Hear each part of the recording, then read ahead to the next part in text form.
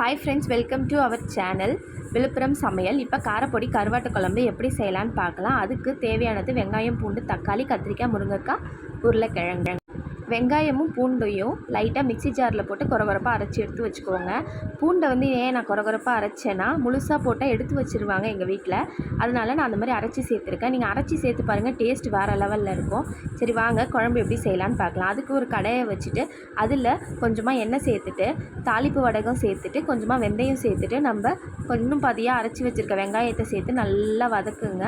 வதக்கிட்டு அது கூடவே கொஞ்சம் கருவேப்பிலை, அதுக்கப்புறம் கட் பண்ணி வச்சுருக்க தக்காளி சேர்த்து நல்லா வதக்கிடுங்க. அப்புறம் நம்ம வச்சுருந்த காய்கறி எல்லாத்தையும் சேர்த்து வதக்கிட்டு, நம்ம ஊற வச்சு எடுத்துருக்க புளியில் நல்லா வடிகட்டி வச்சுட்டு, அதில் கொஞ்சம் 1/2 டேபிள் ஸ்பூன் மஞ்சள் தூள், அப்புறம் கொஞ்சம் மிளகாத்தூள் ஒரு 3 ஸ்பூன் சேர்த்து அதை நல்லா கரைச்சி வச்சுக்கிறேன்.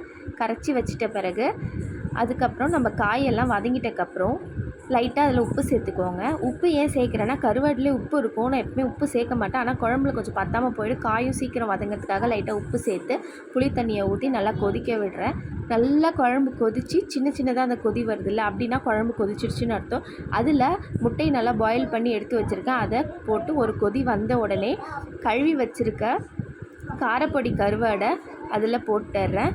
போட்டுட்டு நல்லா குழம்பு ஒரு 2 நிமிஷத்துக்கு நல்லா கொதிக்க வைக்கிறேன். கொதிக்க வச்சோடனே குழம்ப ஆஃப் பண்ணிவிடுங்க. அவ்வளோதான், நம்ம கருவாட்டு குழம்பு ரெடி. இந்த மாதிரி ஸ்டைலில் நீங்கள் செஞ்சிங்கன்னா குழம்பு வேறு லெவல் டேஸ்ட்டில் இருக்கும். அவ்வளோதான், சிம்பிளாக இருக்கும். நல்லா டேஸ்ட்டும் நல்லா சூப்பராக இருக்கும். நீங்களும் செஞ்சு பாருங்கள்.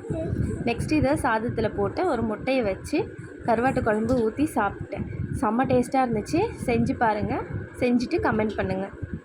Bye friends. நம்ம விழுப்புரம் சமையல் சேனலை லைக், ஷேர், சப்ஸ்கிரைப் பண்ணுங்கள்.